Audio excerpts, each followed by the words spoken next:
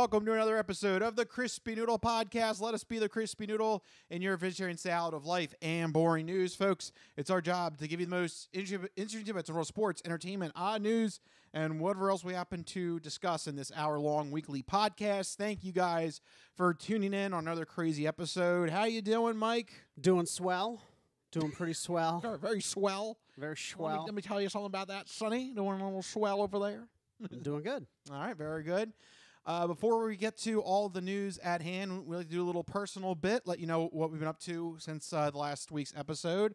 You got any personal updates happening there, Mikey? Yeah, this past weekend was my girlfriend's birthday, so happy birthday to Jordan. We had a busy... Should she get the sausage shout-out? Sure, why not? Sausage! There you go. Sausage shout-out. I think that may be the first official Crispy Noodle sausage shout-out that we've given to her. Because she doesn't actually watch, I'm going to call her out here, she doesn't actually watch the podcast, right? But she's like... Do you feel a little slighted? No, I get it because I remember when we first started doing the podcast, I couldn't listen to myself. I was like, I sound so weird. Yeah. Right? It took a while to get into my, like... It does. The presenter's voice kind of thing, right? Yeah, when I first started like recording myself back in college, it's weird. Yeah, it's like I don't know if I want to listen to myself. Nobody tells you about that part of it. Yeah. Right? Where you have to develop that sort of ear for that like inner voice that you have and like put on those different voices. And so she's like, you sound so different than how we talk in the day to day. And I'm like, I mean, it's a show. Yeah. We want to put on a good show for everybody. You want to put on a good show. You got to project. And we also want to sound professional. Right. Even though we're not professional. Hey, más o menos. You ready, Mike? As I sure. There you go. Example. Like there we go. But she's been listening to some of it recently. I've been sharing some of the odd news with her because she loves hearing about those crazy stories. Yeah. So maybe she'll listen to this one and get the shout out. I love this goat right now. I forgot about that clip. I had goat recently. I love this goat right now. Yeah, I forgot about that clip. That was an old one. Yeah, that's way back. I thought we would have lost that in the Great iPad Fire. I must. You've been reclaiming clips recently. I must have found it in the ashes. Yeah, what was it, like 3 years ago? My iPad crashed. It's never been the same. And it didn't back up. Yeah. And I lost like all my sound clips. There's clips that are gone forever. Yeah, They're but just never I coming tried back. to do my best. I tried to recover a good amount of them. Praise the glorious leader. That's another oldie but a goodie. Yeah, see, I saved a couple of them. You did. You managed to save some of the good ones. Yeah, so there you go. But anyway, yeah. So Sure, I'm gonna bring a hot pocket to bed tonight. Then Jordan needs to hear that one. Look, sure, I'm gonna bring a hot pocket to bed tonight. Then look. Eating in bed is awesome, is all I'm going to say. And if I remember correctly, that news story was about how eating in bed makes you healthier. Yeah. So take that, world. Take that, science. Science helped us. Yeah, that's right. Take that, not science. Yeah, the people, not science. Anyway. We're very eloquent here on the Crispy Noodle. Very well spoken. You ready, Mike? As I sure. Yes, that's us. Yeah. But so the weekend was busy. I did get a chance to see Ant-Man and the Wasp: Quantumania, which I'll get to. We'll get to that in the entertainment entree. Yeah, but so I was just running around, just doing a whole bunch of birthday stuff. So that's what I was up to. But what have you been up to recently? So me and Rachel, we finished Shadow and Bone. Nice. Season 2. Nice. That's pretty popular right now. Yep, good show on Netflix. I was mentioning to you this over the weekend, though. Me and Rachel, we love the show, but we love the show for vastly different reasons. Yeah, you did say that. Like, it's one of those things where, most shows, they have like an A plot and a B plot. Right. Rachel loves the A plot. I love the B plot. She's there for the actual show, and you're just there for all the other stuff. Yeah, just about. So it's kind of funny how we diverged in our liking of the show. She goes, "Oh, a side story." You're like, "Yeah, side story." I like that guy. Yeah. I want more of that guy. Yeah. So obviously, if you know me and my history of mafia movies, I think you can guess. If you know the show, you know which character that I follow more closely. But yeah, I mean, I'm trying not to give. I don't want to give too much away in case there's anybody that's going to watch it because it is fairly recent. I think the second season came out last week. Yeah, so I know I think my parents watched that show. I have not tried it yet. I hear good things about it though. Yeah, I like it. And I think it does a good job balancing magic with real life practicality criminals. Because you're not really a magic. Not fully. Yeah, I'll do a little bit of magic, but I'm not into like fantasy. Right. I mean, yeah, because you are a Star Wars fan, and Star Wars is just it's space magic, but it's kind of fantasy-esque. But you're on a spectrum of fantasy to sci-fi. You're more like sci-fi, the sci-fi side. Yeah. Right.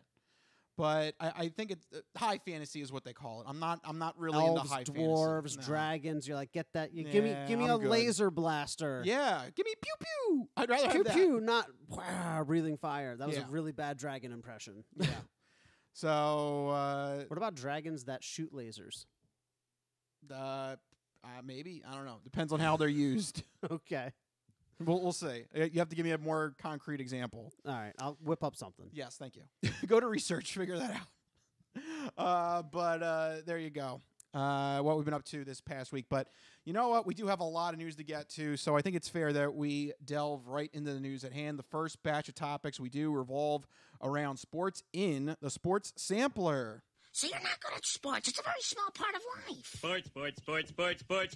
Sports. In your face. Ha ha! That's right. Sports coming at you in your face. Right. That's there. another forgotten. I don't have that. I got to get that isolated. Just that you doing that laugh. Yeah, because you just have the sports intro. You don't have the actual isolated. Yeah, I got to do clip. that. Yeah. So remind myself. There you go. I'm making myself notes as if I go back and edit. The show is just a series of like audio post-it notes for Rich. Yeah. But all right, now let's get to the news at hand. We are in the middle of the NFL off season. Non-playing season. That's right, the non-playing season. You cut me off because I was just about to say that. That's what Roger Goodell and his marketing team have put together. It's true. That's right. So first things first. Aaron Rodgers, still no word as to the impending deal between the Packers and the Jets. I'm in the dark here. So Aaron Rodgers remains in the dark. He's in the dark. He's keeping us in the dark. Yeah. They say it's basically done. They're saying they can't agree on compensation. The last I heard is they want the Jets want some kind of like protection trade in case he decides not to play in 2024. Like some kind of like conditional, like if he decides to just like up and retire, they get like, a little something extra. Some of their money back or something. Yeah. I mean, like, fair.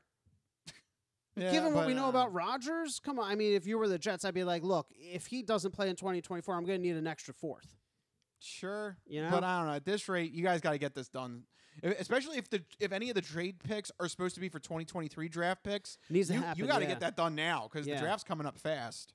So until then, we remain as Aaron Rodgers was in the dark. I'm in the dark here. Yeah. I love that literally just I've just taken it fits that. Perfectly. It fits perfectly between the fact he went on a darkness retreat. Apparently the story came out he was like unresponsive to like all of the Green Bay communication. Like just in general, after the darkness retreat? From like a week after they got knocked out by the Lions to like the darkness retreat. Yeah, he was like incommunicado with Brian Gutekunst. I heard, or I saw a rumor that he would have meetings, like game plan meetings with LaFleur, and just not show up. All right, well, there you go. He sounds like a raging ass. Talk about leaving people in the dark. I'm in the dark here. Did you see that report? No. Jeez. Yeah. I'm just saying, Jets, is it really worth it? You did this once before. Exact same scenario, like, with Brett Favre. Like 15, 16 years ago. Yep. And they went 9-7 and missed the playoffs. Just saying. Yep. Anyway. To you, that's hell. That's like the worst case. That's the worst. If you're anywhere between like 7-9, 9-7, well, now, the totals don't add up. But like if you're in that like middle of the win-loss percentage thing. And don't make the playoffs. And don't make the playoffs, right. Why even bother? Yeah. So that may be the future of the Jets. Well, good luck. But there's somebody else who's keeping everyone in the dark, and that is, of course, Baltimore Ravens. I don't know. This isn't really the dark. This is Lamar Jackson. He's trying to get the hell out of Baltimore. Well, he's trying to get out, but so far... he's the opposite of the dark. He is burning the bridges. He wants as much a fuel. A blaze of fire. Yeah. He's the blaze of fire. Yeah, this is the opposite. If I were the man I was 5 years ago, I'd take a flamethrower to this place. There you go. Al Pacino's, he represents all the quarterback dilemmas. We either have flamethrowers or in the dark. I want you to make an effort to only use Al Pacino clips this episode. I mean, right now I'm 2 for 2. But with Lamar Jackson, he may be trying to burn the bridge, but nobody's biting. Like, no. All we have are reports of teams that are like, we don't want him. Which is weird, right? For an MVP caliber quarterback. I mean, it's weird, but it's not weird. What do you think? Well, that's what we're hearing. But I got to imagine there's a couple teams that are sniffing kicking around. The tires. Yeah. My thing is, the more I think about the Patriots. You think the Patriots? Ooh, I think that would be a hell of a move by Belichick. Look, Belichick, he's got to be getting to the end of his career. Mm-hmm. He's what, 67, 68? He's got to be getting to the end of his tenure. Yeah. Imagine if he could pull off a trade here and thrust the Patriots back into relevancy. Because right now, the Patriots, especially... They're nobodies. If the Jets get Aaron Rodgers, the Patriots have the worst team in that division. Oh, yeah. Oh, easily. I mean, they almost did in general. I mean, because the Jets were kind of sniffing around playoffs this past year. Well, then they collapsed. They did collapse, but like... The Patriots went from the de facto number 1 in that division every single year to now they're like... They could be the worst. They could be the worst. They're like struggling to stay in 3rd spot. Yep. You know? But he could just risk it all and say, you know what? Maybe I made a mistake with Mac Jones. And you know what? I'm not going to be on this team much longer. Just go all in? I don't know. I think it kind of checks off the boxes. The question is, though, is Robert They've got Kraft, some cap room. But is Robert Kraft the type of person to dish out a fully guaranteed contract? Because that's what Lamar wants. Like, Lamar wants Deshaun Watson money. He does, but I think he also really legitimately feels like Baltimore doesn't care about him. Oh, he definitely wants out of Baltimore. Like, it's funny. I don't like. Let's say right now. Let's say Baltimore actually came through right now and said, "Here's $200 million guaranteed." You think he'd turn it down? I think he turns it down. I think he legitimately feels like this franchise is not looking out for him. It's gonna be really tough. He's gonna have to take less than he wanted. He's really kind of burned his bridges. Like he does not like the way the front office of Baltimore has handled this situation. I don't see him playing in a Ravens uniform. And it doesn't I don't either. I don't know if he gets traded. I don't know if he gets cut or if he gets, signs somewhere else. He may end up just sitting because the more I hear, I only hear reports of teams who don't want him. And there's been a real sticking point, and he's like kind of like the martyr of multiple causes here, where the NFLPA is pushing this fully guaranteed contract. I feel like they're definitely in his ear, like, Deshaun Watson got one, you should get one too.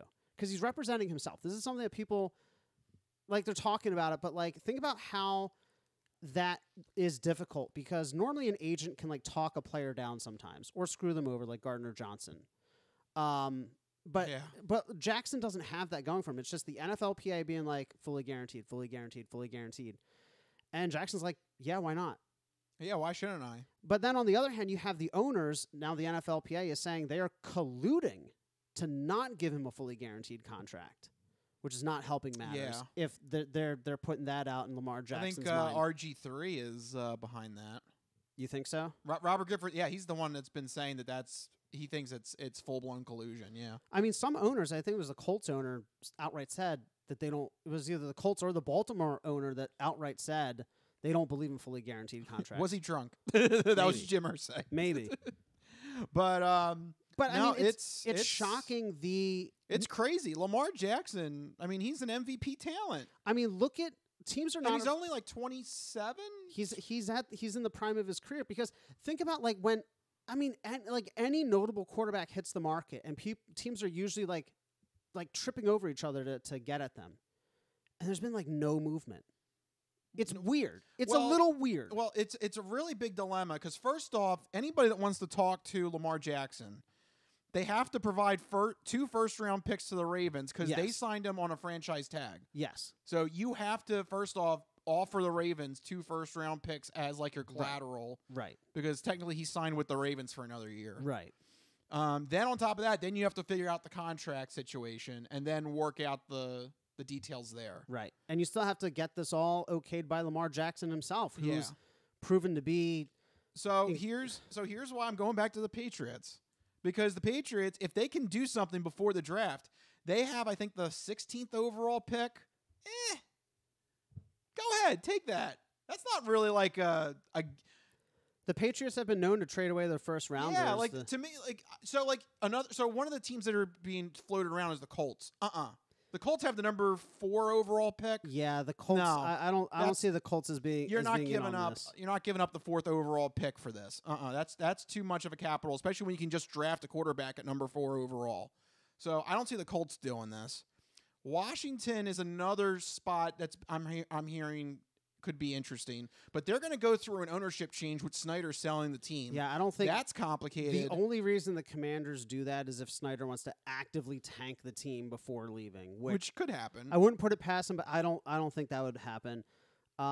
I'm also seeing here, according to ESPN, the Falcons, the Titans is the last one, and the Niners, weirdly enough, attached to Lamar Jackson. But I don't believe that. With as much as they're hyping up Purdy, no, they're gonna stake the whole franchise on that guy out there. Yeah.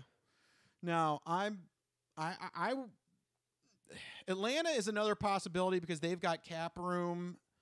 But I don't know.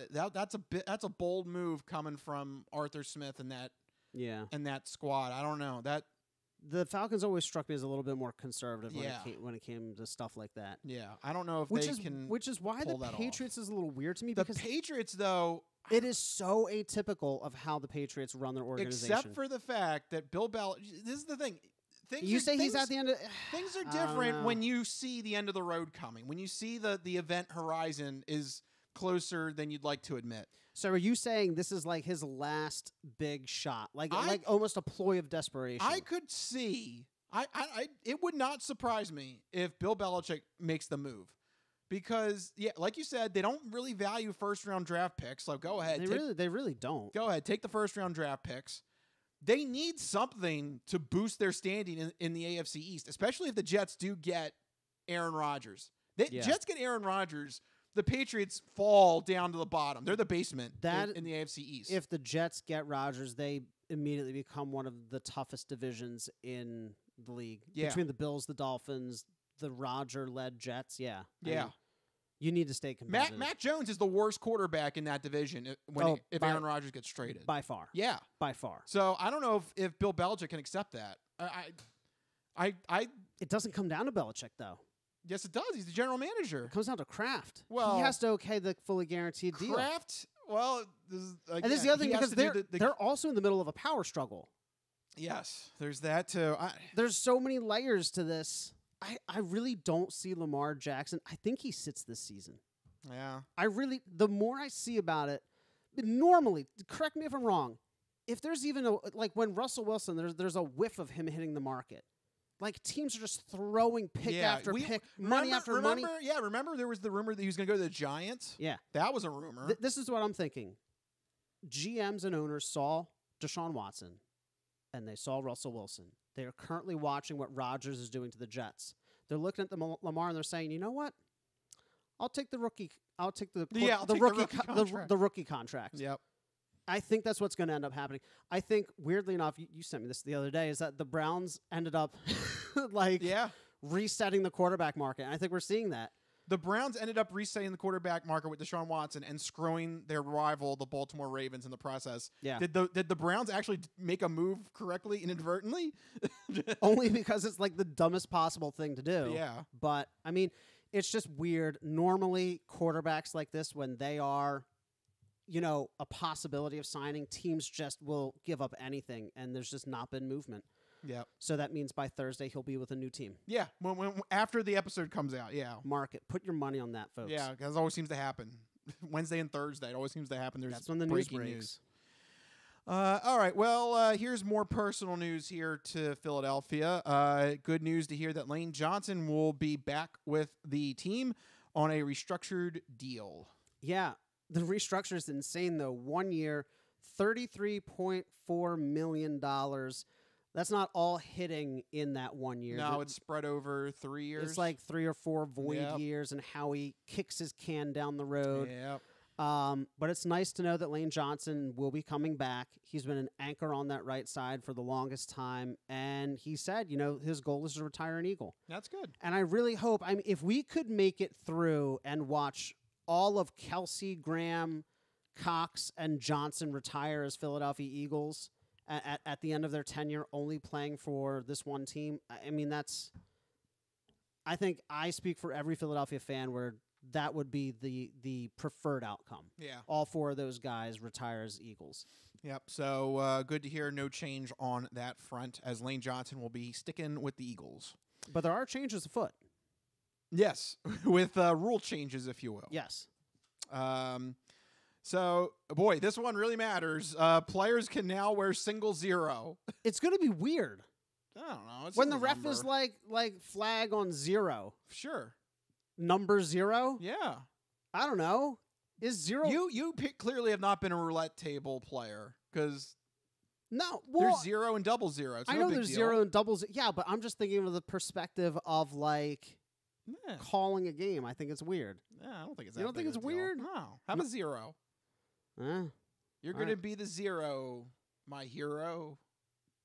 Never mind. What? No, that was bad. What was that? Yeah, I was Did trying you just to try to serenade me or something? Thank you. I was trying to remember something from a Shawn Michaels bit in WWE, and I don't remember. I don't think I said it right. It came out weird.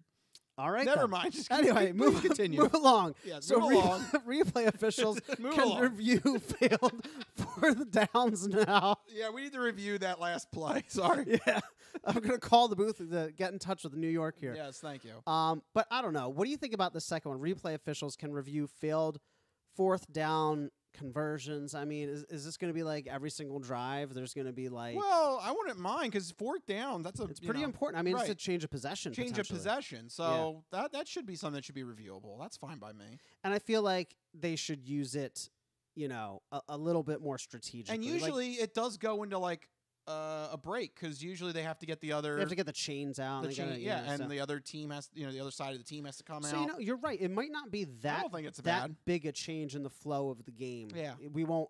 You're right. Given that, I don't think there's going to be too much of an interruption. Yeah, so that's I not think you're too bad. fine there. And then this one though, teams can now play 2 Thursday night football games a season. I don't know why they felt we needed more random ass games on weekdays. They're the worst. Yeah, They're this the is absolute worst. Nobody can convince me otherwise. no, and I don't know why the NFLPA isn't stepping up, because this is a bigger concern for injuries. This is an injury concern. You got to turn around a team in 4 days. Yeah, and now you're talking about multiple times during a season. That's rough. No, I'm not. I don't like this rule change. I know why they're doing it. I just disagree. Yeah, I think there should be something where you can only do a Thursday night game Like with a bye week or something. right? Yeah, like a bye week the week after. Yeah, because this situation where the teams only have 4 days to rest, that causes injuries. Yeah. The players are not healing with enough time. No, they absolutely are not given enough time. It should be tied to like your bye week. Yeah, like you only play Thursday night if you're coming off a bye or like. And when the NFL eventually goes to 18 games, they're going to have to stick 2 byes to make it a 20-week season. There you go. Yeah, and Why am I not in charge? it's simple. It's simple mathematics. Come on, I'm trying to help you here, Roger. Raj. Raj. No, I mean it's. You're absolutely right. I mean, we've talked a while about the league going to 18 games. I think that's still the direction they want to go. Yeah, a couple more years. Yep, they'll go it. I absolutely think they will. They're going to have to introduce a second bye week, so they should tie them to the Thursday night games. Yeah. In some way. Yep. I think that's how you make it fair. Because otherwise the injury risk is just too great. I mean, football is the most physical sport. It's already hard enough to turn around a team in, a week. And now you're asking them to do it in 4 days. Or when it's 6 days, whenever they have to do like Monday Like to a- Sunday right, or Monday to Sunday Sunday. to Saturday. Yeah. They complain about that. Yeah, so I would love to see like player reaction to Thursday night football games. Oh, yeah, And they don't like it. They can't possibly enjoy that. Nope. So I don't know why I mean, I know why, but it's silly. Yeah. All right, and then we've got our last little tidbit here in the NFL from Pat McAfee, because he's concerned about punts because the NFL may come after the punting game. That is because, according to the competition committee, punts became one of the most penalized and most injury-ridden plays in the previous season. The league also wants to encourage more fourth down gambles. It does make it more exciting. So here's a few proposals that they're looking at. This goes from most likely to least likely. Most likely to least likely. So given like 25% chance that this might go through, is that the punt touchback punch. Take that. That would make punts more exciting as well. Yeah, take that. Now, punt touchbacks will be the same as kickoff touchbacks, that the team that gets the ball will start the drive at the 25-yard line. So, I mean, no difference. It makes sense to standardize it, right? Why is it 20 on a punt but 25 on a kickoff? Doesn't make any sense. Yeah. You know? But do you think that will encourage more fourth down gambles? Not really. I don't think. I mean, here's the thing. I think that the fourth down gamble thing is going to continue to proliferate because it's been so successful for teams like the Eagles. So I don't think that this is going to change the trajectory of that. If teams are going to go for it on fourth down, they would have gone for it fourth down if you give the team the other ball on the 15, the 20, the 25. It doesn't matter. I think they're just going to, like the fourth down gamble thing, it's just going to keep accelerating at this rate. I don't think that the 5 yards is going to make too much of a difference. So I like the idea of standardizing it. They should, keep it that way for consistency's sake. I don't have any problems with the punt touchbacks being adjusted. I think it's fair. Yeah, make it all uniform. Yeah. Next up at 10% likelihood, no double team on gunners. So the gunners are the people that just straight up run down the field as fast as they can to tackle the returner. So what would preventing double teams, I mean, it would make it easier for the gunners to get down there, I guess? What's the point of no double team? I guess there's less of like those collisions. Those those essentially deeks on the football field. I guess. Yeah. I don't know. This one doesn't really because they're engaging at the line of scrimmage, aren't they, or close to it? When they start off. Yeah. But when you get further back behind the returner, then that's when you have blocks and they're running into each other full speed. Yeah, I mean, but how do you? I don't know. It just seems awkward to me because when you're talking about a double team, like you're lining up guys on the gunners, right? Yeah. So once they get past that double team, if they can get past it, then it's all fair. Yeah. That's why it's 10%. Yeah, exactly. These are just proposals that have been suggested. This next one, 10% as well, also to do with gunners. Gunners must line up inside the numbers to run. Yeah. I can understand that one a bit more because, if you set them out wide, they're so removed from the play, they can, if they get around a blocker, then all of a sudden it's like free and clear to the returner. Right. If you force them inside the numbers, there's more traffic to run through. Hypothetically, they're not picking up as much speed, they're not breaking through, and they don't have like a clean decleater aimed up at the returner. So like this one I can kind of understand. Mm-hmm. I don't know. What do you think? Yeah. I mean, again, I think it's like one of those ticky-tacky ones where it's like, I don't think it'll do that much. Yeah. That's why it's 10%. Right. This one is the least likely one, and I agree it should be least likely, 5%. The punt team cannot cross the line of scrimmage until the ball has been punted. Actually punted. But, I feel like that's so difficult. Doesn't that mean every punt... You have to wait until the punt sails over your head? So, how do you... So that means every punt is automatically, full protection? Like, you can't...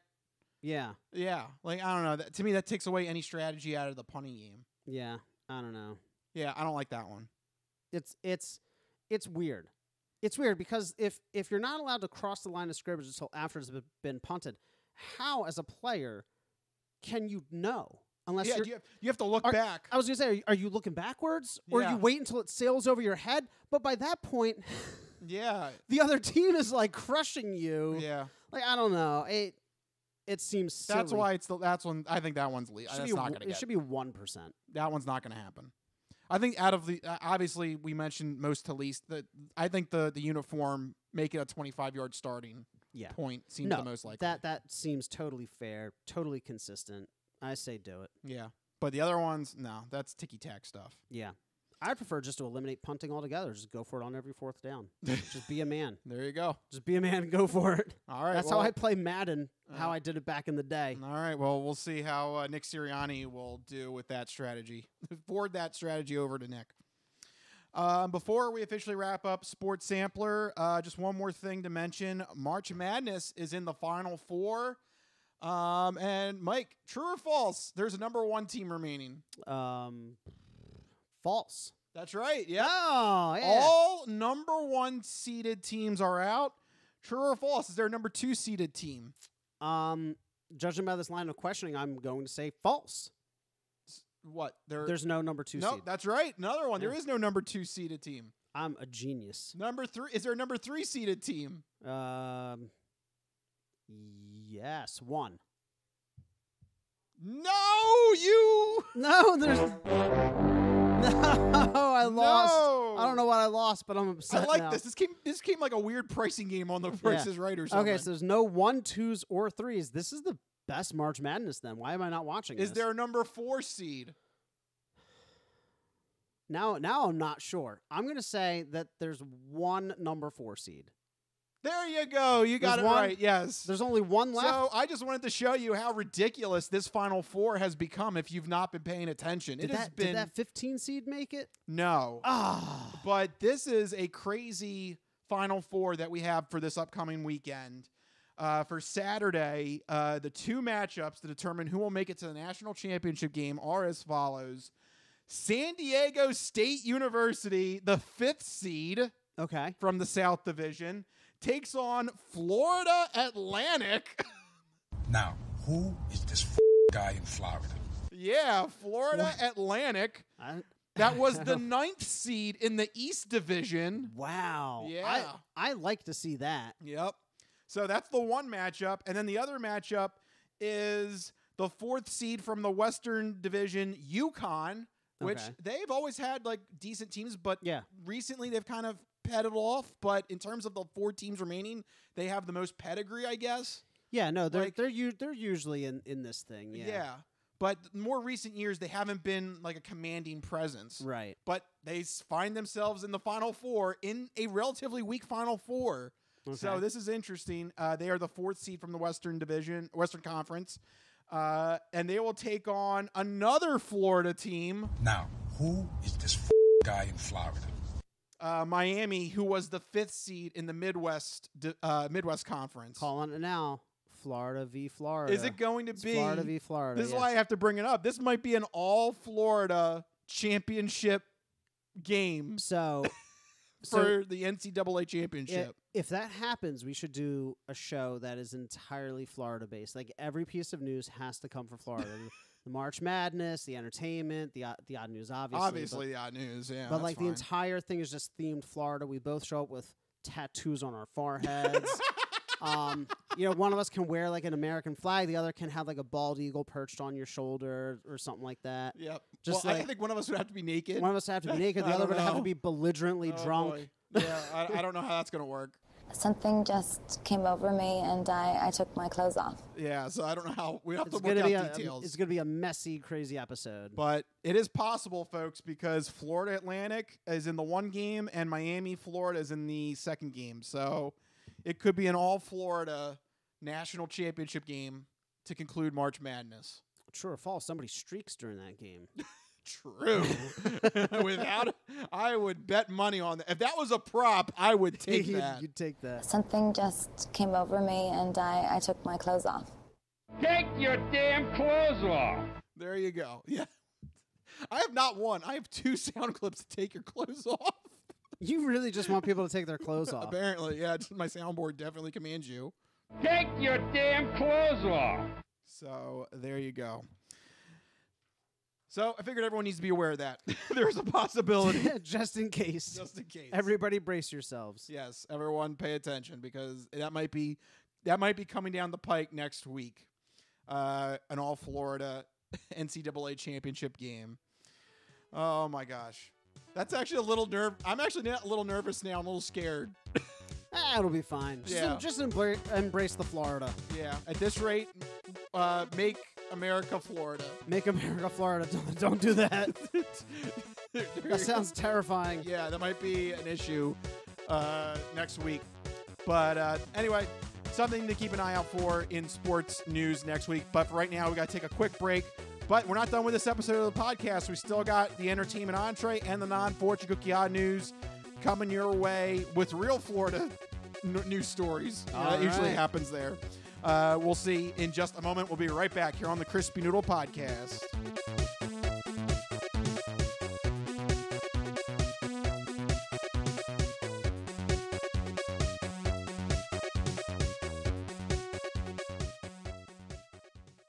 Ready for the weekend? Happy Friday. Hi, my name's Marie, and I'm an artist who's been making Happy Friday doodles every week for over 7 years. And now you can own my art collection in this Volume 1 and Volume 2 art series. These doodles span across multiple themes, yearly festivities, various countries, languages, and more. Both coffee table books have something for everyone and are the perfect conversation starter or gift for a friend. Really, anyone who enjoys a good weekend. Available on Amazon, Ingram, BookBaby, Barnes & Noble, and more. Visit happyfridaydoodles.com/books and get your copies today. Let's celebrate the best day of the week. Happy Friday.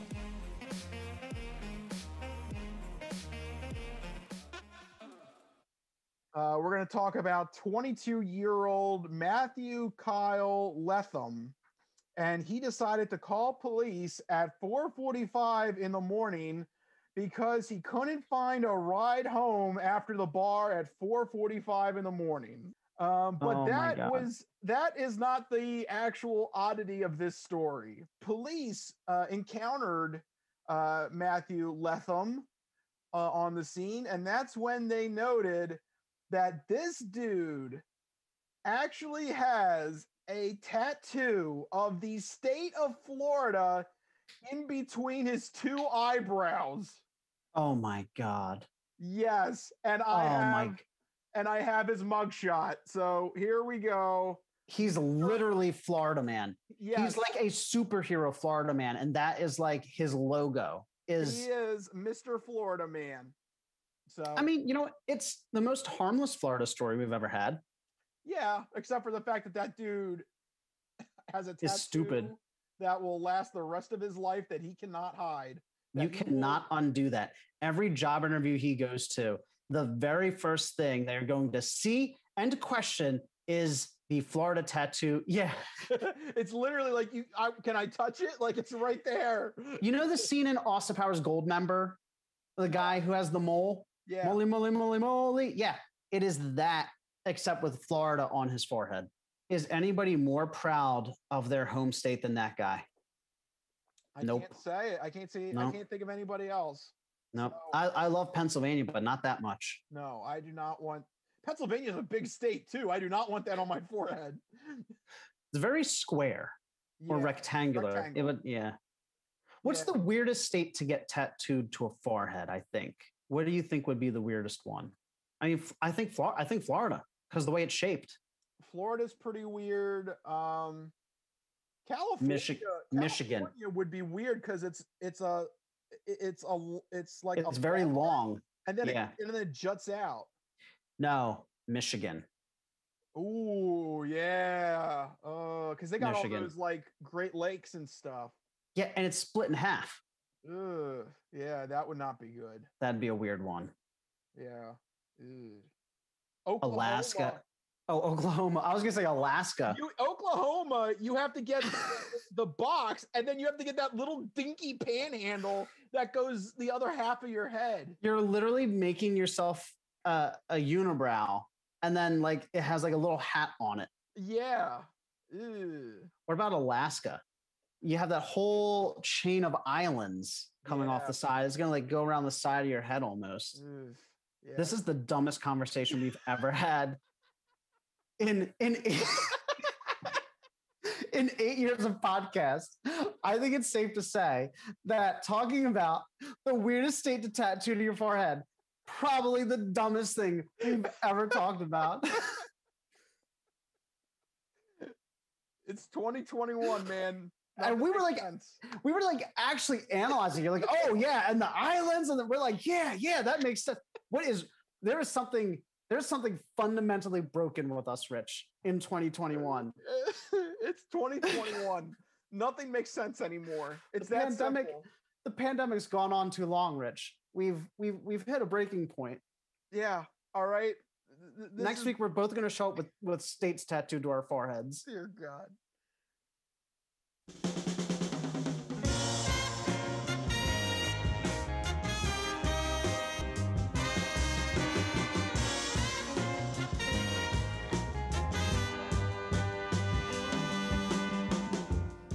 Oh, yeah. We're back here on the Crispy Noodle Podcast.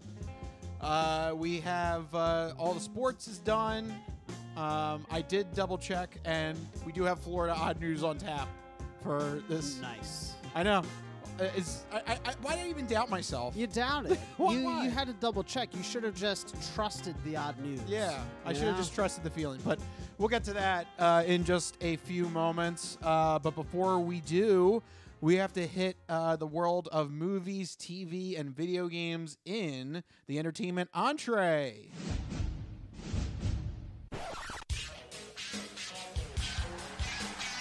And now, the latest in movies. The Simpson guy writes to movies. Dear Die Hard, you rock. Especially when that guy was on the roof. Music. I know what that is.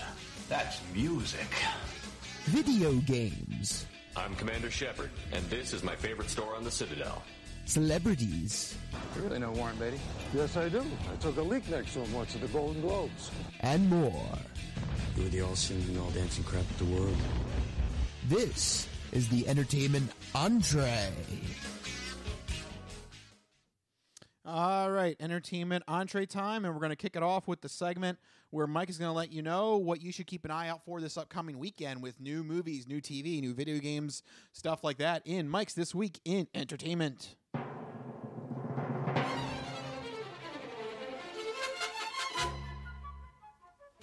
All right, Mikey, what do you got for the people? All right, this week in entertainment, first up in movies, Tetris is a new biographical dramedy coming to Apple TV Plus that tells the real-life story of the legal battles around securing the rights to the game.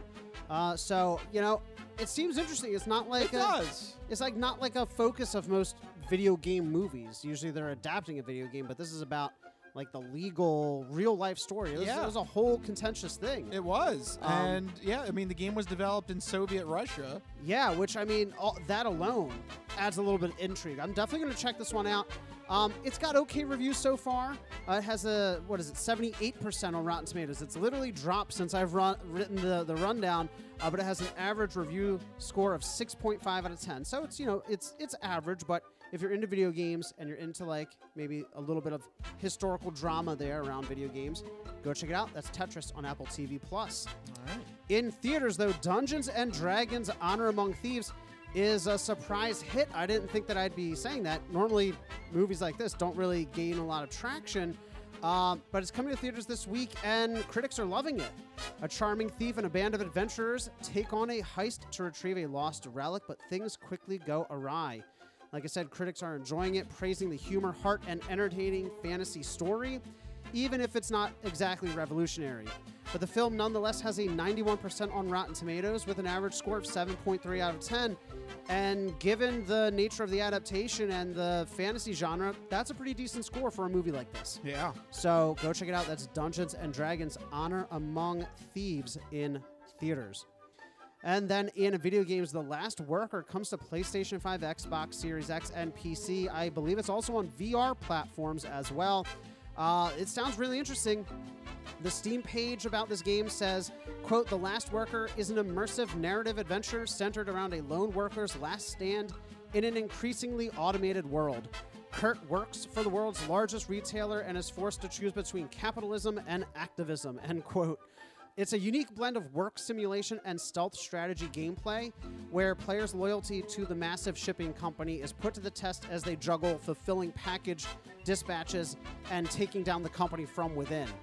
It sounds appropriately dystopian, like Portal kind of thing, where you're just like a grunt worker at a large shipping company style company. I wonder what that could be referencing. Yeah.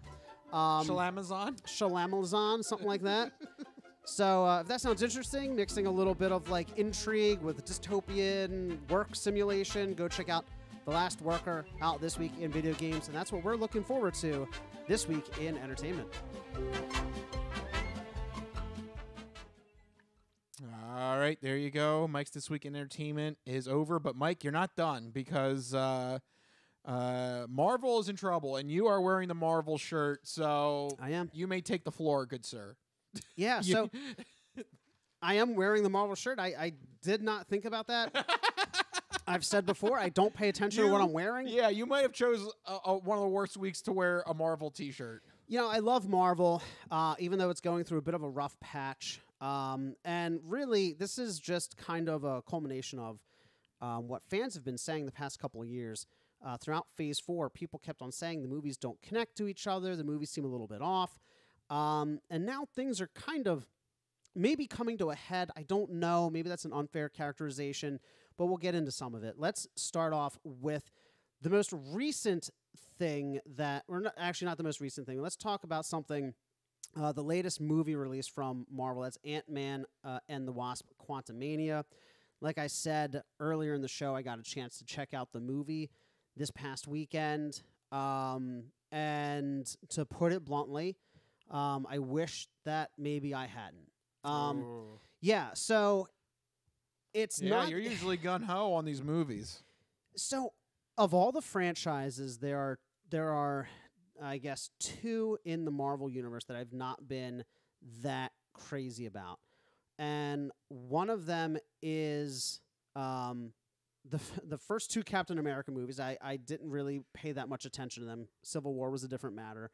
But Ant-Man was the other franchise where I just was not, like, the first one was good. The second one was completely forgettable. And this third one is maybe, other than the villain, maybe even more forgettable than the second one. They really want to make Ant-Man, like, central to these phases starting and stopping. For some reason. Have you noticed that with all their movies? Yeah, because wasn't the last Ant-Man movie... They're always like at the start or the end of a phase. And wasn't that the end of a phase? I think it was. I think so. I think it was at the end of, I think it was like Phase 2. Yeah. Or the start of Phase 3. They're always around the start of the finish. And I don't know why, because it's just not that interesting. So the thing that I can say is, so I'm in the theater and I'm watching this action blockbuster movie. They're like going to the quantum realm where there's like giant weird bugs and it's like all like beautiful visuals and like the landscape is all foreign and alien and there's all these wacky species and, you know, big explosions. I'm sitting there, I'm like, okay, yeah, I guess this is entertaining. I guess this is exciting. I didn't feel anything, you know? I didn't feel like on the edge of my seat or like the stakes were that high. And I think it's part of a fundamental issue with Ant-Man is that it is so, like, outlandishly confusing, the quantum realm stuff.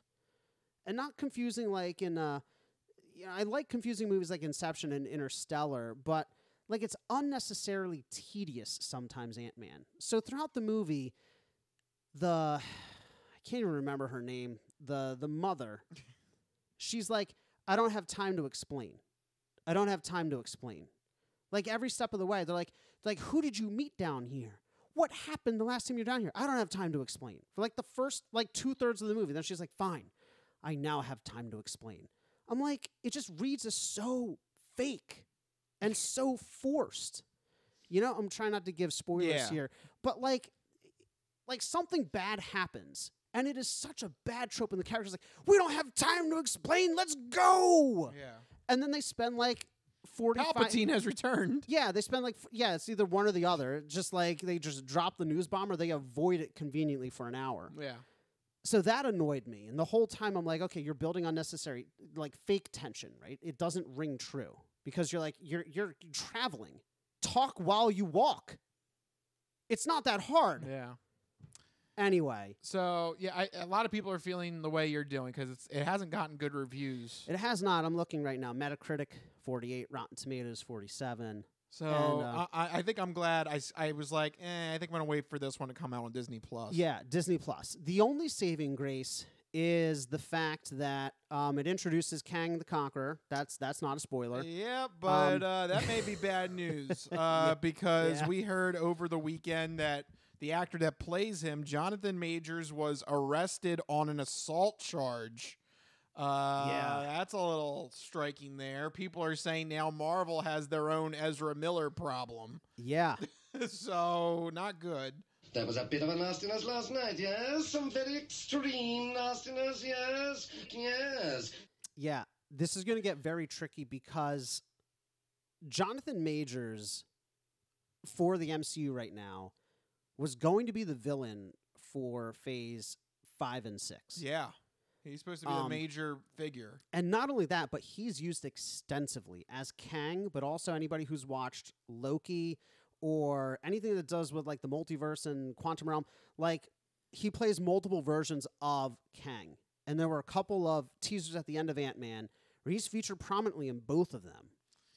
Uh-oh. So, the way they shoot these projects, I don't know how much they've shot for some of these other things. Like, obviously that's going to stand as is, but then you're faced with the issue of, do you recast your main villain? Now, here's the interesting thing.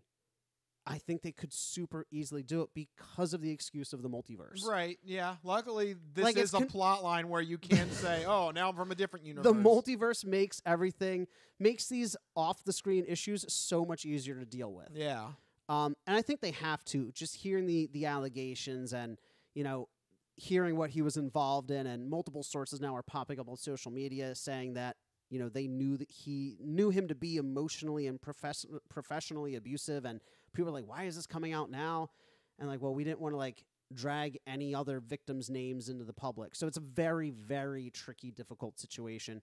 I think Marvel has to step away. Not like DC where they keep stringing along the Ezra Miller thing. Yeah. I think like after the projects that he's in, fulfills his contract or maybe cut it short, whatever it is, I think, if the allegations progress any further, you got to step away from him. Yeah. Which really hurts, obviously from a personal legal perspective, like you have to. But from a movie perspective, it also kind of ruins that continuity, which is part of the problem that Marvel's been dealing with recently. And I feel like maybe Marvel has gotten way too big, like it was always big, but the continuity is starting to suffer. Like all the TV shows, how does it all come together? Ant-Man, how does this tie it together? They keep on saying multiverse, multiverse, multiverse. Like it explains things, right? Yeah. It's too... But just saying a catchphrase doesn't explain things. It's too lazy of an excuse. It is so lazy of an excuse, and I get it. Like, Kang the Conqueror, he's going to destroy all the timelines in the multiverse and yada, yada, yada. But, like, I just feel like there was a more cohesive end goal in the first 3 phases than there has been so far in Phase 4 and the start of Phase 5. I could be completely wrong, but if Ant-Man is any indication... Like, I wanted them to do more with Kang. They were so focused on the Ant-Man family. Like, there's Ant-Man, there's the Wasp. Now there's daughter Ant-Man. Like, I don't even know who these people are. There's, 5 of them. I don't know why you need, I don't know, why can't it just be Ant-Man? Is it an Ant-Man team? It is, it's a weird... Ant team? It's like a weird Ant-Man team. And, Are they their own Avengers now? It's super weird. It's Avengers? It's like if it's a bug team, where's Spider-Man? I don't know, Yeah, right. Spider-Man should be a part of it. Get all the insects together. Hey, you want a character that deals with the multiverse? I mean, it's Spider-Man. Yeah. So I don't know. The movie left a sour taste in my mouth. The Jonathan Majors thing left a sour taste in my mouth. And to cap things off, this happened actually a week ago, but it kind of fits in with the whole vibe here. Yep. Longtime Marvel producer Victoria Alonso has left Marvel. Her title was, I don't know if it gets more important and all-encompassing than this, President of Physical and Post-Production Visual Effects and Animation. Wow, that's a lot of departments. That's a lot of departments. But she helped produce every movie since Iron Man. Wow. I mean, literally one of the big 3 producers that Marvel had. Sources at Disney say that she was fired for helping produce a film for Amazon Studios. But her attorney says that's untrue. It was like a passion project of her home country. And I don't think Disney would fire somebody over helping a small indie film. Like it's like that just seems like bad publicity too. What people are actually thinking. Whatever happened to anything your heart desires, your dreams will come true. No, you get fired. No, it's the happiest place on earth except for you. Yeah, how dare you try and help somebody else out? No, yeah. You're supposed to help Disney purchase product. Well, you know what? Disney might not be all that cheery. And given some of the allegations here, Victoria Alonso says that she believes she was silenced after giving a speech at the 2022 GLAAD Awards. I don't know. Disney involved in some tricky stuff there. Yeah. This is what I mean. Like, there's a lot of messy stuff encircling Marvel here because Alonso was also one of the few producers pushing for broadening representation at Marvel. When you look at projects like She-Hulk and Ms. Marvel and some of the characters and stories that they've been tackling, I wonder how much of a hand she had in making sure that there is that representation and there are those unique heroes, and it's not just like Captain America clones, DC has a problem with. It's the same character. Wait, what? What's the same character? All the DC heroes, they're all just the same guy. Not what? No, Superman and Batman are basically the same person. Really? Yeah. Okay. I'm going to remember that the next time you say something like Batman doesn't have any superpowers. Oh, you just said he's the same person. I mean, anyway, they're the same person. You bastard. You had to throw DC under the bus? No, this is Marvel's week to be embarrassed. Boo! You're even wearing the damn Marvel shirt. I'm wearing the Marvel shirt. You son of a bitch. Eat your crow pie. No, you're right. You're right. I do got to eat it right here. Marvel's really struggling. Yeah. It's weird to say it, but so here's a fair question. Between Marvel struggling and DC always struggling. Yeah. Is it maybe we're officially getting to the end of the comic book era for movies? I mean, they've only been it's been the Iron Man came out in 2007? Yeah. But that was the start of the MCU, but I mean even before that, superhero movies have been big since 2000. It's had a good 20-year run. I mean, maybe it's I don't know. Maybe people are getting tired of it. Is the genre falling out of favor? Maybe. I think the problem with Marvel, and I've seen this suggested online in places, that all the movies feel very samey. Yeah. It's no longer the days of Captain America was the spy thriller, and you had Iron Man was the sci-fi action flick, and then you had I'm trying to think of the other movies, Guardians of the Galaxy was super unique at the time, and Thor was all fantasy stuff, Yeah, Guardians was basically a comedy. Yeah, and people usually point to Guardians as the turning point where everything kind of had those witty one-liners in after that. And that's not a bad thing on the surface because that's how comics are. That's how comic book properties are, right? But they all do feel very similar now. And I get when you're trying to make a brand, you want a consistent look and feel.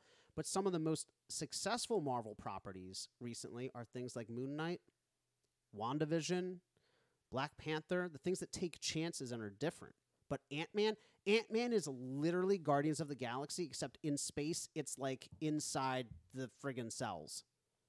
All right. It's the same vibe to it, except it's not funny or interesting. All right, there you go. There's Mike's official review. This is a rambling tirade against Marvel. It's very frustrating right now. Marvel's never struggled. All right. Well, we'll give Marvel a chance to get back on their feet. and we'll try and make Mike happy with our last segment, the non-fortune cookie odd news. We've been talking about cool and its ramifications and how it applies to the hip scene. But maybe you could give us some examples now of the opposite of cool, uncool. Just exactly what is uncool? My nipples look like milk duds. Holy shnikes. It's time for the non-fortune cookie odd news.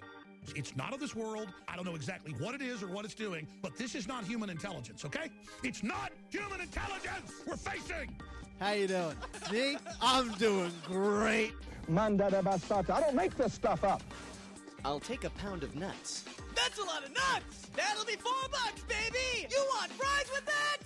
I seen the celery dance across the baseball fields. You had me at meet tornado. No, go past this part. In fact, never play this again. Okay. What does that mean?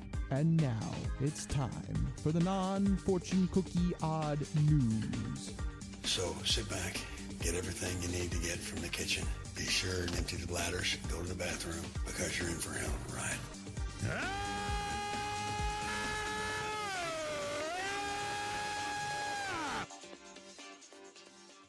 Odd news. That's right, everyone. It's time for the non-fortune cookie odd news. Here in this segment, Rich researches the news, he reads the news, and I react to the news. He finds a weird and wacky story and keeps it hidden from me, which ensures that all of my reactions are my genuine gut reactions to hearing this story for the very first time. I don't know what's about to happen. You guys don't know what's about to happen. And even Rich doesn't know what's about to happen because these stories always take us down wacky and wild paths. And I'm ready to get started. Where are we heading to? Oh, you mentioned Florida. Yep. Earlier. Now, who is this guy in Florida? It's Florida, and they're crazy. Yep, it's Florida entry for this week. Okay. Okay, so I'm going to talk about this odd news story here. His name is... does he have a name? Yes, he does. He does have a name. And I can't find... Why I was ready to go. Oh, no. Oh, here we go. Okay, his name is Cliff Edwards. Okay, that's pretty normal, I feel like. That's not, pretty normal. Not a weird name. Yep. But I'm just going to give you kind of the overview first, and then we're going to get into the details. Okay. So this Cliff Edwards guy, he was caught with some criminal mischief charges. Okay. That is because cops said that he was causing damage to a 2023 Nissan on Saturday night. That's a shame. That's a brand new car. Yep. When he was asked why he was while he was damaging this car, he described his conduct as, I'm on spring break. Yeah, so okay. There you go. What? Right. Just, woo, spring break, anything goes. So wait, is this a younger person then? Spring break? Like, what do you think? Okay, so probably not. Yeah, I mean, I'm just saying, just from what you've heard so far. I mean, when people say spring break, you think of somebody like in their 20s, but now I'm wondering if this person's not like in their 70s. Well, let's just put it this way: if you heard that story from the top down, that was the top headline to the story. Yeah, you would think it would be like some college goer, right? Getting drunk, partier, exactly. Right? Spring break. Right? Yeah, that sounds about right. Well, it actually turns out that the criminal here is not a college student, or was he on spring break? Instead, he is a 50-year-old real estate executive. I like to kick, stretch, and kick. I'm 50 years old. He's on spring break. A real estate executive. Yeah. Okay. Interesting. That's an old college student right there. Yep. So according to cops, the vehicle's owners, which was a married couple, spotted this real estate executive standing near his car and destroying it with a butter knife. Wait, what? How is he just like? I guess like stabbing it, trying to dent it. Take that. Is he like cracking the windows? I feel like that'd be really tough. It's a big butter knife. It's a big butter knife. Do you think you could do actual damage to a car with a butter knife? I mean, I guess you could scrape the paint, right? You could like maybe dent it a little bit. Well, talk to this couple. Okay. Because the couple has filed a damage claim with the police, saying that the entire side of their vehicle has been scratched up with extensive paint damage and a broken window. So, yes.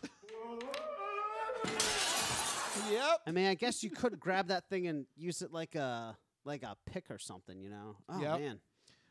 They claim that the damages are in excess of $1,000. All that with a butter knife, man. Yep. This all happened outside of a restaurant called the Toasted Monkey. There you go. The That's nice. Toasted Monkey. The Toasted Monkey. Do you think they serve monkey? Can you eat monkey? Monkey brains, though popular in Cantonese cuisine, are not often to be found in Washington, D.C. Is that from Indiana Jones? No, Clue. Clue? Ah. Yeah. They eat monkey brains in Indiana Jones and the Temple of Doom. That's Temple of Doom, yeah. Yeah, that's right. Yep. Okay. Yep. Good try. Clue, yeah. When he Love does that movie. I haven't seen that in a while. Yeah, when he does the murder explanation. Yeah. Yep. Mm-hmm. 1 + 2 + 2 = 1. Anyway. Not 1 + 2 + 1 + 1. Either way, go watch Clue. Yeah, Clue's a great movie. Don't reboot Clue. Remember there was talk of that? Oh, they were going to do... No, don't do it. Speak it into the universe. It's going to happen now. No. Well, I'm trying to stop it. Don't do it. Hollywood, don't do it. Although it could work. No. It was basically Knives Out. Go watch Knives Out then. Watch Knives Out. Don't try and reboot Clue. No, don't do it. Anyway. Butter knife damaged the car. Yes. So Toasted Monkey, since this all happened outside in their restaurant parking lot, they were able to give security camera footage over to the cops. Okay. And they were able to coordinate the fact that he had put his phone number down on the wait list to get seated at the Toasted Monkey that night. They got him. So they got him, lock, stock, and barrel. That's pretty good. That's pretty good detective work. Wow. Like, for once, the cops in Florida are, like, doing, like... They're, like, actually doing their job. Like, normally these stories are like, yeah, and they gave up. Yeah. Or, like, it's like... No, I feel like that was pretty good detective work right there. Very good so far. So when he was arrested, he admitted to the crime and said that, quote, he was on spring break and this was just a mistake that he did on his crazy spring break holiday. Doesn't everybody destroy a car or two during spring break? Don't you get a free crime during spring break? Yeah, right. It's like, officer, I'm using my free spring break crime. It's like, right. Oh, well, it's of like course. a get out of jail free card. Everyone gets a get out of jail free card during spring break. Absolutely. Yeah. Absolutely. I thought those were the rules. And he chose to use his on busting up a car with a butter knife. Yeah. I'm 50 years old. I did say that this guy's a real estate executive. You did. And I was able to go to his website and pull his headshot. So there he is. That's the man. He's young at heart. I did not expect him to look like that. Yep. So he looks like a real estate. Everybody listening to this, pause the episode. Go to your internal corporate intranet. Yeah. Go look at one of the leadership photos. He looks... That is what this... Like, literally generic boss man. Yeah. Is what he looks like. Yeah, you're right. Like, generic slightly balding white boss man. Yep. Like, that is our Florida man this week. That's the most shocking thing. Like, by far the most shocking thing about the story. Yeah, he's just a normal... real estate executive. Yeah. It looks like he's about to present something at a conference. Yeah, he probably went to Florida for a conference. Probably. Right, exactly. And then he got done with the conference. That's spring break now. Yeah, I'm officially in spring break territory, and I get my free crime. So, I mean, what was there, like, cocaine at the conference? Like, what made him do this? No, he was just trying to be Florida man. I don't know what... he just did it. So he literally just decided at some point, you know what? I just want to jack up this car. I've heard so much about Florida crimes. It sounds I like want to be Florida crimes. It sounds like a gas. I got to try it for my... It sounds like a gas. I could see him talking like that. Oh, what a gas here. Yeah. I've heard such stories about you folks. Just had to give it a try. Yeah. Wow. So, question: did he get the butter knife from the restaurant, I assume. Or yes, did he bring it with him? No, I think he got it from the restaurant. So was he seated and then he left, or did he just steal a butter knife? Oh, he was seated. Yes. So this is after dinner. Yes. Okay. This was your post-dinner This crime. is post-dinner. They're like, would you like to see a dessert menu? You're like, no, I'm just going to take the knife out to the parking lot. I got to commit my Florida crime. Look, I'm only here until Friday. I gotta do it. I mean, those conferences, they don't go that long. They're only there for like a week. Yeah. Look, the company's only paying me to be here till Thursday. I got to get going. You got to spend that per diem smartly. Yeah. What better way to spend it than on bail? That's a good point, because he did have to post bail on Friday morning. $2,000 bond he had to put up. That's going to cost the company. Yeah. Clifford or whatever his name is. What's his name? Clifford? Cliff Edwards. Cliff Edwards. Good luck trying to expense that on your work report. Yeah, right. Bail. What? Yeah, so just for more information on this dude, he is from Springfield, Missouri. So he really was on spring break. He was on spring break from Springfield, yep. Yeah. And according to his LinkedIn page, he is the development director of Bryan Properties, a firm that builds and manages residential developments in Springfield, Missouri. So, director, boy, director level, man. Yeah, like sometimes you think these odd news stories are going to be, your crazy Jim Bob down the street. It's going to be really tough to look at all these. There you go. Look at I mean, look at him. Look at him. I feel like I want to give him a promotion. Like, I see that face and I'm like, you, sir, right there. Yes. You got a promotion. Like, that's the type of face. Like, he's just like businessman. Like, you put Shutterstock over his face. And it's like, yeah, stock you know image. what I mean? Like, really. Yep. That's a good headshot. Were you the one that had the balls to claim a bail money on your expense report? You know it, Jim. Like, you deserve a promotion. Yeah. At least you're honest. Promote him up. Hey, at least the water cooler talk is interesting there in the office. Yeah. What did you do on spring break? Well, let me tell you a story. I went to it all started at the Toasted Monkey. Yeah. You know a story is going to be good if you begin it with, I went to the Toasted Monkey for dinner. Yeah. What do they have at the Toasted Monkey? Are you going to find the exquisite menu? Oh, yeah, you know there you go. Mike is on the prowl. He's going to find the menu at Toasted Monkey. Wait a second. The Toasted Monkey Hyde, PA. This one's in PA. I want the one in Florida. No, you have to get the one in Florida. It's very important. Okay, let me see. This is a life or death situation. Is it South? You said where was it? South St. Pete Beach. Sure, go with that one. Okay, let's take a look at their menu. Yeah, I think it's that one because I don't have a definitive town. Okay, well they have soups and salads. They have starters. They have toasted bowls. They have handhelds, entrees, pastas. I mean, they got all the typicals: tacos, desserts. They have homemade key lime pie. It's looking pretty good here. Yeah, so you do that plus a couple drinks, and then you're ready to do your own Florida odd news story. Exactly. That's a good evening right there. I just want to know what made him choose like the car in particular. Like he just hates Nissan. He's just like that one right there. Yeah, Nissan sucks. Yeah, like Take what? that.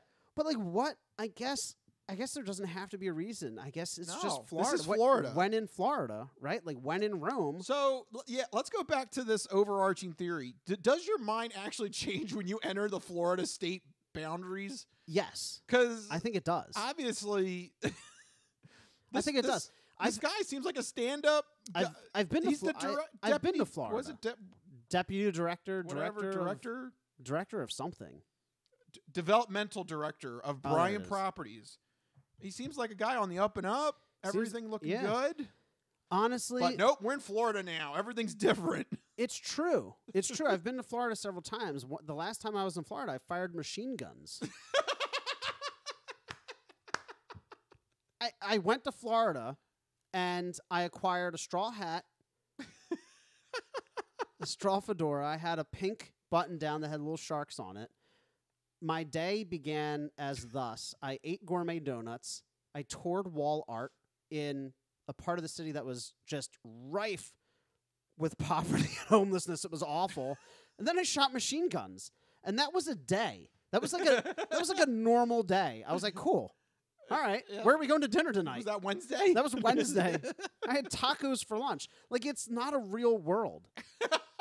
It's not. Like, if you go, I've been to Miami. If you go to Miami, like, I was crossing the street and cars just, like, gently drive into you. Like, they're coming to a stop sign. And they're like, but they're not really stopping. And so they'll just kind of, like, nudge you out of the way. Not, like, so you're hurt, but just kind of, like, push you. Like, almost somebody would push you with a shopping cart. I'm like, you're a vehicle. Could you stop nudging me through the intersection? You're walking too slow. You're walking too slow. Gotta move on. It's not a real place. Wow. It's not. There you go. It's the heat. It cooks brains down there. It cooks your brain cells. It cooks brains. It's so hot. It's so humid. Wow. But this is fun. If it gets too cold, the iguanas fall out of trees. And cold down there's like 75. It is not real. It's not real. Yeah, this must be a I don't know, another planet or something. Rich, you've only been to Florida. Have you been to Florida? Technically, yes. I went to Tallahassee for a wedding. Okay. Yeah. But that's it. I never been down like the mainland. You were in like the wedding realm though, which I feel like encapsulates you a little bit. You need you need to be there with like the salt of the earth people in Florida. I need to see how you fare just amongst the general population. Actual Florida men. Yeah. Oh, it's a wild time. Yeah. So there you go, folks. Florida. And you know what? There should be just a new rule. When you get to Florida, you get one get-out-of-jail-free card or something. You do. You're crossing the border. They're like, sir, you get one shot. Make it count. You arrive at the airport. The stewardess comes over and just hands everyone. Right. This is your complimentary Florida jail card. They check your boarding pass. So like, here's your get-out-of-free jail card. It's a physical card. Yeah. You have to hand it in upon completion of your crime. Yes. Make it a good one. Right. That's all they tell Just you. Make it a good one. Right. Don't murder anybody. Make sure it's something you leave Florida with a good story. Right. Exactly. Yeah. So there you go. That's our logic. Crazy. At this rate, I don't know how else to explain this guy. He seems there's no rhyme or reason. He like finished up dinner. He's like, I'm gonna go destroy a car. The cops found him. He's like, yeah, I did it. Yeah. He's like, I did it. Yep. There's no more to it than that. There's no like, oh, he was told the alien gods told him to do it, or like he had like some like weird scandalous affair. Like he just wanted to destroy. I'm on vacation. I just came from this conference. Right. I get this day off in between my conference and my flight. I'm going to take it as a spring break day. I took in the fine establishment known as the Toasted Monkey. Yes. So I got my get out of jail free card. Let's do it. Here we go. I love it. So there you go, folks. I don't know how else to explain it, but that man. It's Florida. It's Florida. I don't know what else to tell you. It really does have an effect on people. But you know what? Without them, we wouldn't have odd news. No, that's true. Some of the most legendary stories we've had in Florida. So, like we said, like it's just like everything changes. Yeah, it does. Florida was also the missile story, wasn't it? It was the missile story. It was a lot of stories. Yeah. I don't know what other ones. It's basically all of them. Yeah. Like there's so many of them. Yep. So there you go, folks. God bless Florida. And that will wrap up this episode of the Crispy Noodle Podcast. Thank you guys for tuning in and supporting our little show. If you like what you heard, make sure you follow us on all social media, Facebook, Twitter, Instagram. But most importantly, make sure you have a way to subscribe to our podcast feed so you get new episodes every week. You can do that in 3 ways. We're on YouTube, so all you got to do is go to our YouTube page and hit the subscribe button so you can get it that way. You can get us on Facebook Watch. You can watch us literally on Facebook, so you can do it that way as well. But if you want to listen to us as a traditional podcast, you're more likely trying to go on Spotify. On Spotify, you can subscribe to us there with the video podcast, or you can listen to us in the background as a traditional audio-only podcast.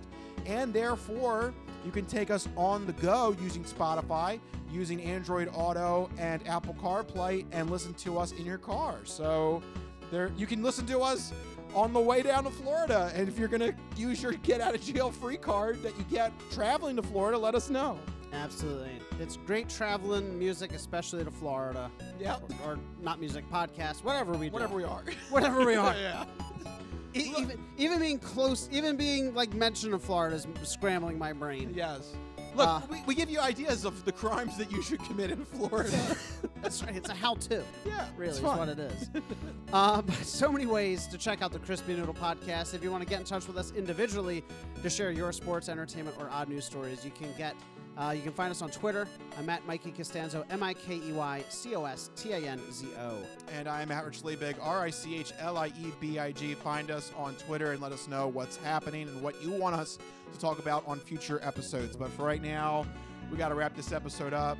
This has been the Crispy Noodle podcast. Let us be the Crispy Noodle in your vegetarian salad of life and boring news. That'll do it. We'll see you guys next week. See you guys. Later. Bye-bye, all you fine peoples. Good night.